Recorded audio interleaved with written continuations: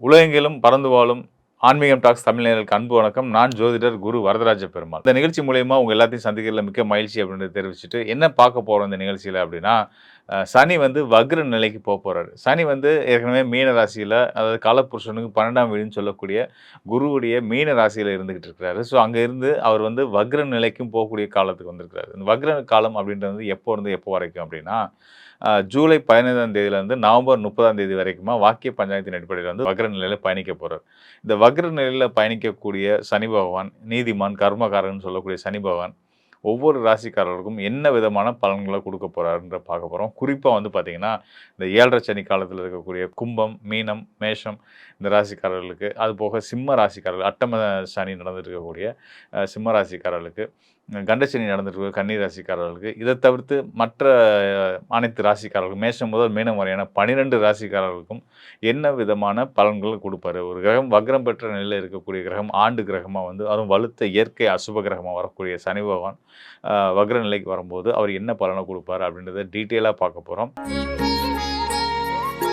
மிதுன ராசி அன்பர்களுக்கு வந்து பார்த்தீங்க அப்படின்னா, சனியுடைய இந்த வக்ர பயிற்சி காலம் எப்படி இருக்க போகுதுன்னு பார்க்க போறோம். எப்போ வக்ர நிலைக்கு சனி போறாரு அப்படின்னு பார்த்தீங்கன்னா, ஜூலை மாதம் 15ஆம் தேதி வந்து வக்ர நிலைக்கு ஆரம்பிச்சு, நவம்பர் 30ஆம் தேதி வரைக்கும் வக்ர நிலையில தான் இருக்க போறாரு. இந்த இந்த நாட்கள் குறிப்பிட்ட இந்த ஜூலை டூ இந்த நவம்பர் இந்த நாட்கள் வந்து பார்த்தீங்கன்னா, மொத்தம் 138 நாட்கள் வந்து சனி பகவான் வந்து வக்ர நிலையில இருக்காரு. இந்த வக்ரத்துக்கு போறது, அதிசாரத்துக்கு போறதுன்றது ரொம்ப ரொம்ப இயல்பான விஷயம் தான். இது வந்து ரொம்ப விசித்திரமான இது எப்பயுமே நடக்காத ஒரு நிகழ்வெல்லாம் கிடையாது. பொதுவா கிரகங்கள் வந்து வக்ர நிலைக்கு போறதுன்றது ஒரு இயல்பான ஒரு வானியல் நிகழ்வு தான். ஸோ அந்த வகையில வந்து பார்த்தீங்கன்னா, சனி வக்ர பலன் வக்ர நிலையிலிருந்து உங்களுடைய ராசிக்கு என்ன மாரியான பலன்கள குடுப்பாங்க அப்படின்றத நம்ம பார்க்க போறோம். மிதுன ராசிக்கு 2 சிறந்த நண்பர்கள் இருக்காங்க. ஒருத்தர் வந்து அசுரகுருன்னு சொல்லக்கூடிய சுக்கிரன், இன்னொருத்தர் வந்து கர்மகாரகன், நீதிமான் சனி. இந்த 2 பேரும் தான் சிறந்த நண்பர்கள். இந்த 2 பேத்துல யார் பெஸ்ட் ஃப்ரெண்ட் அப்படின்னு பார்த்தீங்கன்னா, சனி பகவான் தான். ஸோ அந்த சனி பகவானோட நிலை இப்ப எப்படி இருக்கு அப்படின்னா, எதனால அவர் வந்து உங்களுக்கு நல்ல பெஸ்ட் ஃப்ரெண்ட் அப்படின்னா, ஸ்தான அடிப்படையிலயும் அவர் வந்து உங்களுக்கு அதிர்ஷ்டங்கள அள்ளி குடுக்கக்கூடிய, ஞானத்த தெளிவ குடுக்கக்கூடிய மற்றும் தந்தைய குறிக்கக்கூடிய ஸ்தானத்துக்கும் அதிபதியாவும் சனி பகவான் வந்துடுறாரு. வந்துட்டு அவர் வந்து இப்ப எங்க இருக்காருன்னா, உங்க ராசிக்கு 10ஆம் இடமான தொழில் ஸ்தானத்துல இருக்காரு. ஸோ 10ஆம் இடத்துல சனி பகவான் இருந்தாலே வந்து பார்த்தீங்கன்னா, அவங்கள மாதிரியான ஒரு சிறந்த உழைப்பாளிகள பார்க்க முடியாதுன்ற அளவுக்கு, நல்லா கடுமையா, நேர்மையா, உண்மையா உழைக்கக்கூடியவங்களா இருப்பாங்க. அதனால நிறுவனத்தில நல்ல பேர், புகழ் நிச்சயமா கிடைக்கும் அப்படின்றதெல்லாம் வந்து பொதுவா 10ஆம் இடத்துல சனி இருக்கக்கூடியபோது கிடைக்கக்கூடிய பலன்கள். அந்த பலன்கள இன்னும் மேம்படுத்தி தர விதமா தான் வந்து இந்த வக்ர காலம் இருக்க போகுது. உங்களோட உழைப்புக்கு இதுநாள் வரைக்கும் கிடைக்காத மதிப்பும், மரியாதையும், செல்வாக்கும் உங்களுக்கு நிச்சயமா உங்களுக்கு தேடி வந்து கிடைக்க போகுது அப்படின்னு சொல்லலாம். உங்களுக்கு கிடைக்க வேண்டிய நியாயப்படி, தர்மப்படி, சட்டப்படி கிடைக்க வேண்டிய அனைத்து ஆதாயங்களும் சிந்தாம, சிதறாம உங்க கையில வந்து சேரப்போகுது. அது மட்டும் இல்லாம உங்களுடைய ராசிக்கு 10ஆம் இடத்துல அமர்ந்திருக்கக்கூடிய சனி பகவான் மீன ராசியில இருக்காரு இல்லையா? 10ஆம் இடம்ன்றது உங்க ராசிக்கு 10ஆம் இடம்ன்றது மீன ராசி. அந்த மீன ராசியில இருக்கக்கூடிய சனி பகவானுக்கு, அந்த மீன ராசிக்கு அதிபதி குருவோட பார்வையே கிடைச்சிட்டு இருக்கு. குரு எங்க இருந்து பார்க்குறாரு அப்படின்னா, உங்களுடைய தன, குடும்ப, வாக்குஸ்தானத்திலருந்து பார்த்துட்டு இருக்கிறாரு. இந்த தன, குடும்ப, வாக்குஸ்தானம் அப்படின்னா, உங்களோட பொருளாதாரம், உங்க குடும்ப வாழ்க்கை, உங்களுடைய அ பேச்சு மு முல ம முறை இது எல்லாத்தையும் சொல்லக்கூடிய ஸ்தானம் தான் வந்து 2ஆம் இடம். ஸோ அந்த 2ஆம் இடத்துல இருக்கக்கூடிய தனஸ்தானத்துல இருக்கக்கூடிய குரு யாருன்னா, உங்களுக்கு 10ஆம் இடத்து அதிபதி. 10ஆம் இடத்து அதிபதி வந்து தனஸ்தானத்துக்கு வர்றதும், தனஸ்தானத்திலேருந்து அவர் வந்து உங்களுடைய பாக்கியஸ்தானத்து அதிபதி சனிக்கு 10ஆம் இடத்துல இருக்கக்கூடிய சனிக்கு பார்வைய குடுக்குறதும், சிறந்த தர்ம கர்மாதிபதி யோகம். இந்த பல இடங்கள்ல நம்ம பதிவு பண்ணியிருக்கிறோம். இந்த தர்ம கர்மாதிபதி யோகம் செயல்படக்கூடிய காலங்கள்லாம் வந்து பார்த்தீங்கன்னா, சரியான விஷயத்துல ஈடுபட்டிருக்கக்கூடிய அந்த ஜாதகர்கள், குறிப்பா இங்க வந்து மிதுன ராசிக்காரர்கள், உங்களுக்கு அந்த யோகம் செயல்பட்டு இருக்கக்கூடிய காலமா இருக்கு இல்லையா?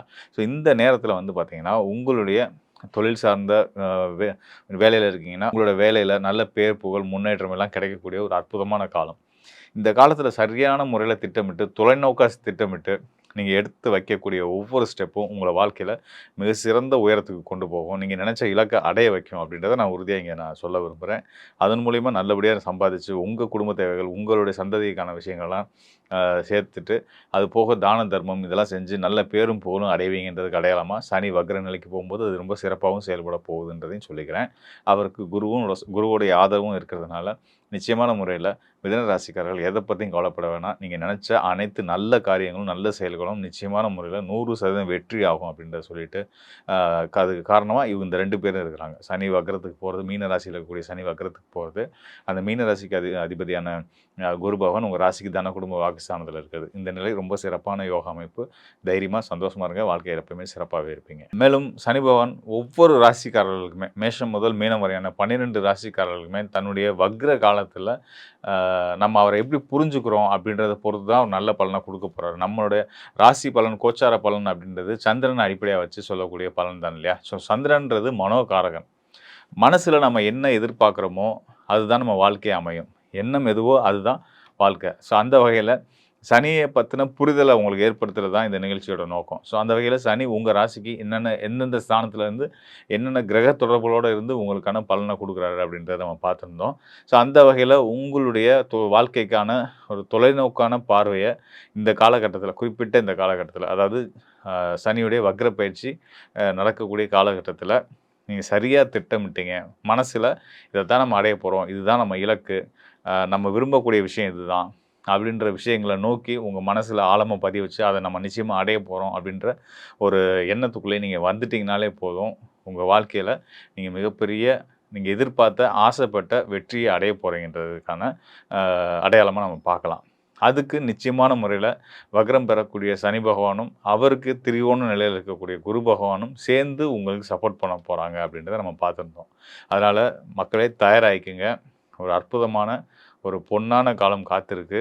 சரியா நீங்க பயன்படுத்துனீங்க அப்படின்னா, அதாவது காலம் சரியா இருக்கு. காலம் நல்லா இருக்கு. யோகத்த குடுக்க தயாரா இருக்கு. நாம எடுத்து அதுக்கான முயற்சி எடுக்கணும் இல்லையா? நம்ம யோசிக்க தெரியாம, திட்டமிட தெரியாம, நம்ம எது நமக்கு சரியா வரும் அப்படின்றத நீங்க புரிஞ்சுக்கிறாம, நடக்கிறது நடக்கட்டும். நடக்கிறது நல்லாவே நடக்கும். அப்படின்னு நல்லதாவே நடக்கும்ன்றது கூட நல்ல விஷயம் தான். இன்னும் கிளியரா நீங்க இதுதான் நமக்கு நடக்கணும். நான் ஆசைப்படுறது இதுதான். இது எனக்கு கிடைச்சா நல்லாருக்கும்.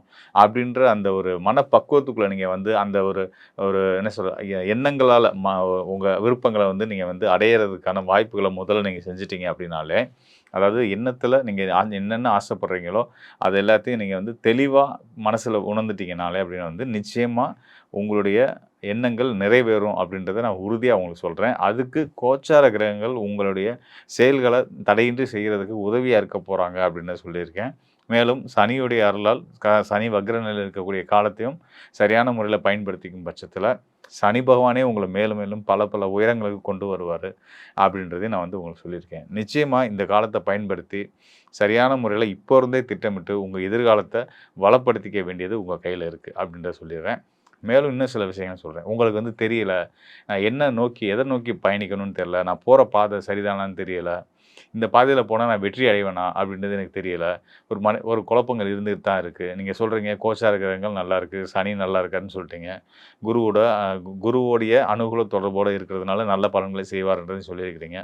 இருந்தாலும் எனக்கு மனக்குழப்பம் இருந்துட்டு இருக்கு. இல்ல எனக்கு நான் என்ன பாதையில போறதுன்னே தெரியல.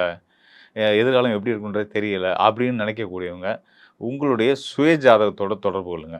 உங்க சுய ஜாதகத்துக்கு மிகப்பெரிய பங்கு இருக்கு. உங்களுடைய வாழ்க்கைய தீர்மானிக்கிறதுல, உங்களுடைய எதிர்காலத்த தீர்மானிக்கிறதுல, உங்களுடைய வெற்றிய தீர்மானிக்கிறதுல சுய ஜாதகத்த பங்கும் அவசியம். இப்ப நம்ம பார்த்தது ராசி அடிப்படையில.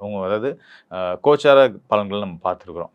உங்களுடைய சுயஜாதகத்தையும் நம்ம பார்க்கும்போது தான், அங்க உங்களுடைய லக்னம் என்னவா இருக்கு? உங்களுடைய இப்ப நடப்பு தசா புத்தி கிரகங்கள் உங்களுக்கு சப்போர்ட் பண்ணக்கூடியவங்களா? இல்ல பகைத்தன்மையில உள்ளவங்களா? இப்படின்றதெல்லாம் பார்க்கலாம். இதெல்லாம் பார்த்தோம்னா தான் உங்களுக்கான இன்னும் சரியான துல்லியமான பலன்கள குடுக்க முடியும். நீங்க போற பாதை சரி. நீங்க இந்த பாதையில போங்க. இந்த பாதை உங்களுக்கு சரியா வராது. இந்த எண்ணங்கள மாத்திக்கங்க. இந்த எண்ணங்கள எடுத்துக்கங்க நல்லது. இப்படின்ற உங்களுக்கு ஒரு பெரிய கிளாரிட்டி வேணும்னு நினைச்சீங்கன்னா, நிச்சயமா எனக்கு தொடர்பு கொள்ளுங்க. கண்டிப்பான முறையில உங்களுக்கு வழிகாட்ட நான் தயாரா இருக்கிறேன். நன்றி மக்களே. மீண்டும் ஒரு நல்ல நிகழ்ச்சியில சந்திப்போம். நன்றி, வணக்கம்.